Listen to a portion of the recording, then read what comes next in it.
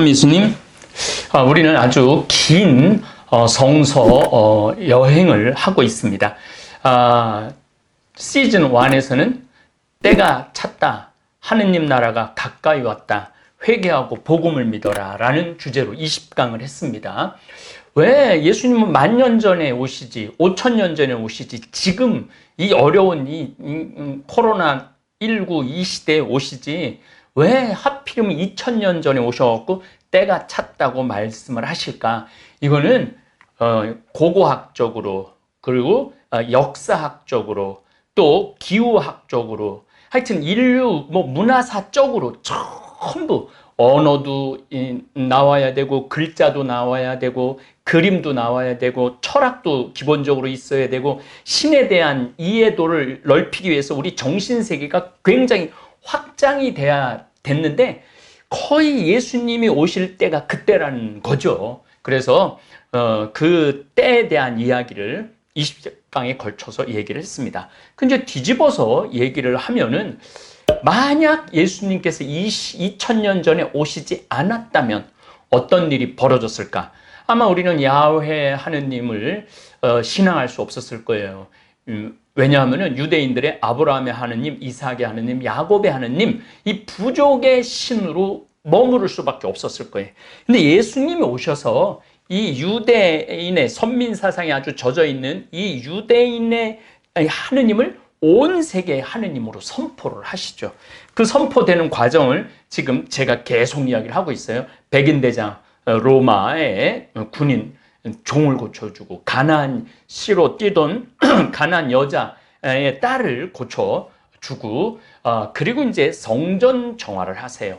이 성전은 이방인의 뜰이 있었고, 여인의 뜰이 있었고, 그 다음에 정말 제단이 있고, 그 안에 지성소가 있었는데, 지성소나 제단을 정화한 게 아니고 여인의 뜰과 이방인의 뜰을 정화하신 거예요. 여인의 뜰과 이방인의 뜰을 정화를 하셨기 때문에 이제 이방인도 이제 기도할 수 있다 이거예요. 누구한테? 하느님한테. 여자도 기도할 수 있다 이거예요. 누구한테? 하느님한테. 어떻게? 직접 기도할 수 있다는 거예요. 항상 뭐 사제를 통하거나 또 제사장을 통해서 이렇게 예물을 바치고 대신해 줬는데, 이제 그런 거 다 필요 없다 이거예요. 직접 야훼 하느님께 기도하라 이거죠. 당시 예루살렘의 대성전은 대제사장들을 포함한 유대교 성직자들의 돈 바치자 노다지나 다름없었어요.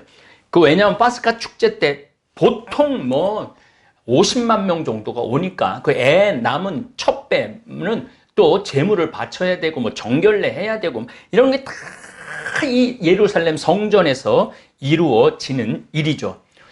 후기 유대교 이르러서는 정결함과 불결함, 그래서 정결례가 유대인한테는 엄청나게 중요하게, 안식일, 정결례, 그 다음 율법, 이런 게 어마어마하게 중요하게 여기죠.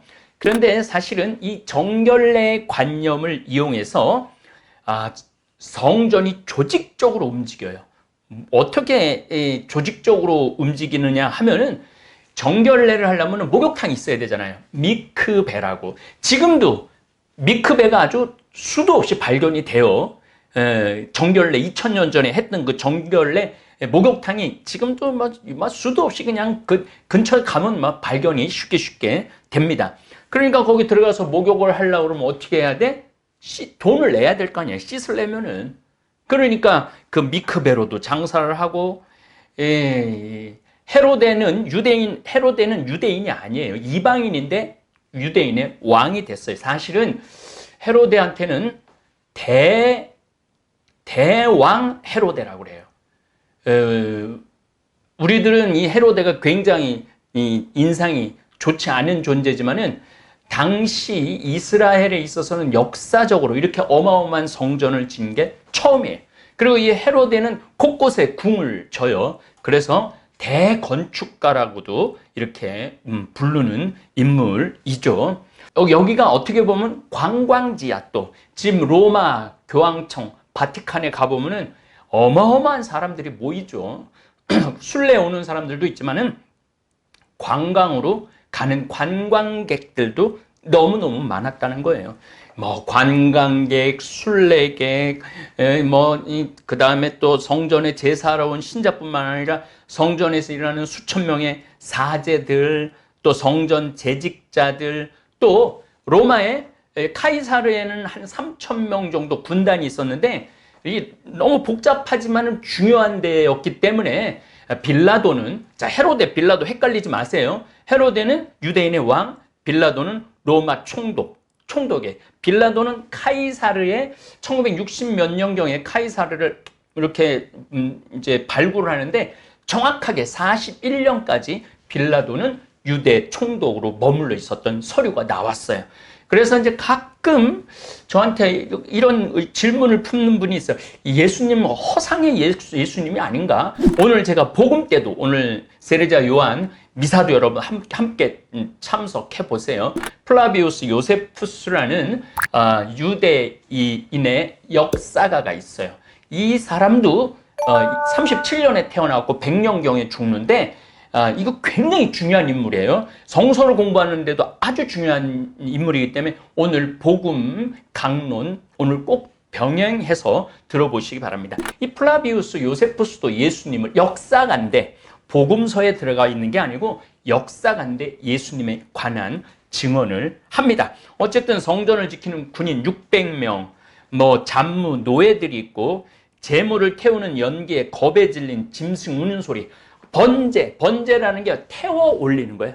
그러니까 소도 태워 올리고 양도 태워 올리고, 그러니까 막 그 연기, 재물 태우는 연기, 뭐 겁에 질려서 우는 짐승 소리, 외부 배출구에 쏟아지는 동물 피, 목을 태서 이게 해야 재물을 바쳐야 되니까 그 피 배설물 50만 명 왔다 갔다 하고 뭐 어마어마하게 어수선한 공간이었죠. 예루살렘 성전 의식이 하나의 돈 되는 산업이 되는 거예요. 돈이 되는. 그러니까 거기에 사두가입파, 바리사이파 다 거기에 가면 돈이 다 쏟아져 나오는 거죠. 근데 그 성전을 싹 다 아무것도 못하게 하니 대제사장들, 대사제들, 이 재관들 예수님 죽이려고 그러죠. 아주 중요한 일을 지금 하고 계시죠. 특별히 파스카 축제 때 지중해 전역에 퍼져 살던, 이건 디아스포라 공동체라고 그럽니다. 해외 체류 중인 유대 공동체. 자, 왜 해외 체류 유대인이 많았냐면, 이 유대라는 나라가 비가 안 오면은 굉장히 안 올 때가 많아요. 또 뭐 페르시아가 한번 침략하고, 바벨론이 한번 침략하고, 아시리아가 한번 침략하고, 이집트가 한번 침략하고, 이러다가 또 침략을 많이 하니까 아예 이놈의 땅에 있지 말고 아예 바빌론에 가서 살자, 아니면은 이집트에 가서 살자, 이렇게 흩어져서 사는 유대인들이 많았던 거예요. 그래서 파스카 축제 때 작게는 5만 명에서 평상시에는 5만 명 정도 있다가 파스카 축제는 50만 명의 사람들이 벅적벅적 거렸던 거죠. 자, 이제 유대인이라면은 파스카 축제 과월절이 되면 예루살렘 대성전을 적어도 3년에 한 번은 순례를 해야 했습니다. 이런 원칙 때문에 과월절이 되면 예루살렘 대성전 일대는 어마어마한 군중들이 오고 갔죠. 그래서 여관도 많았던 거예요. 여관도. 베틀레헴을 예루살렘에서 한 5km 정도 떨어져 있거든요. 그런 데 또 들어가서 다 잤다는 거예요. 사람들이 버글버글 하니까. 베다니아도 마찬가지고. 예수님, 베다니아는 여러분들 마리아하고 마르타, 나자렛. 예수님 항상 예루살렘에 올라가면은 예루살렘 성전 내 거기에 기거하지 않으시고 한 10km 정도 떨어진 베다니아라는 동네에서 머무르셨죠. 어쨌거나 이 제사장들과 유대계 고위층, 환정상들, 부패한 상인들과 결탁해서 디아스포라 공동체에서 오는 유대인들의 주머니를 다 털었던 거죠. 갈릴레아에서 내려오는 사람들도 다 털고.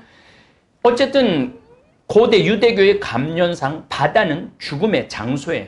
불결한 곳이에요. 요나 바다에다 던지잖아요. 그래갖고 막 큰 물고기에 요나를 먹고 3일 만에 뱉어냈다고 그러죠. 그래서 배를 타고 예루살렘으로 올라온 유대인들에게는 대성전에 들어가려면 몸을 깨끗이 해야 한다고 강조를 합니다. 그래서 대성전에서 예식을 치르는 사람들은 정결 예식을 해야 된다는 거예요. 그런데 이 정결 예식에 들어가기 위해서는 돈을 내고 들어가야 했던 거예요. 이것도 전부 다 누구 주머니로 들어가는 거예요? 대제사장이나 바리사이나 사두가이나 이런 사람들한테 들어가는 거죠. 일단 몸 씻는데 돈 들어갔죠. 그 다음에 성전에 봉헌하는 돈도 어떻게 벌었느냐면 로마 황제 얼굴이 돼 있어요. 로마 황제 마리아 막달레나라는 공간, 막달레나가 2011년 때까지 그 동네가 어디 있는지 몰랐어요. 근데 2011년 요때 교황청에서 한 이스라엘에서 교황청에 봉헌한 땅을 피정집을 하려고 그러는데 30cm를 딱 걷어냈는데 마리아가 살던 막달레나라는 2000년 동안 덮여 있었던 그 막달레나가 30cm 걷어내니까 그 도시가 다 나왔어요. 여기에 중요한 게 여러 가지 발견품들이 나오는데 여기에 28년에 발행된 황제 얼굴, 카이사르의 얼굴이 된 동전이 발견이 돼요.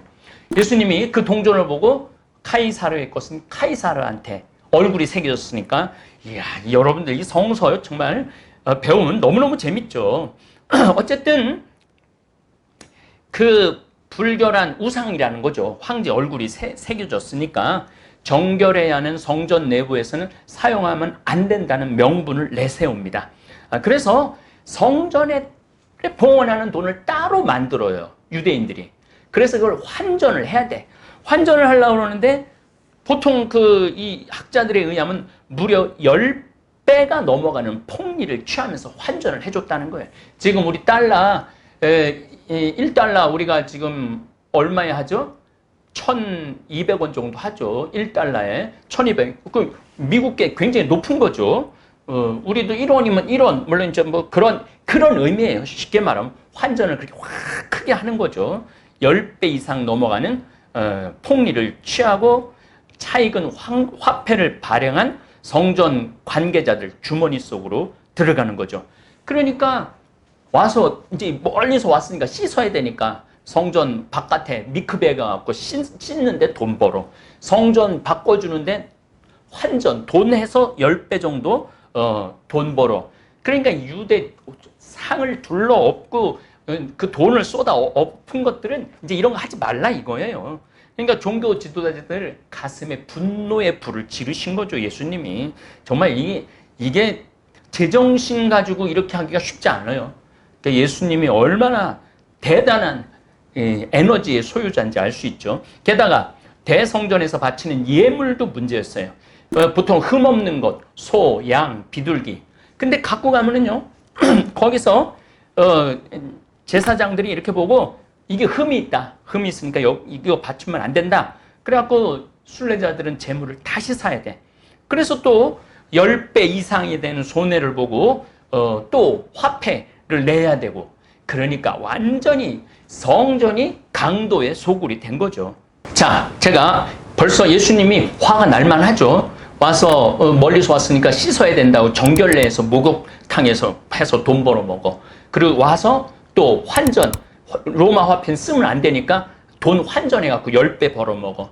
또 멀리서 짐승 데려왔는데 뭐 조금 기스가 났겠죠. 좀 멀리서니까 이거 불결하다고 그래서 이거 흠이 있다 그래서 또 성전에서 파는 소, 양, 비둘기를 사야 돼.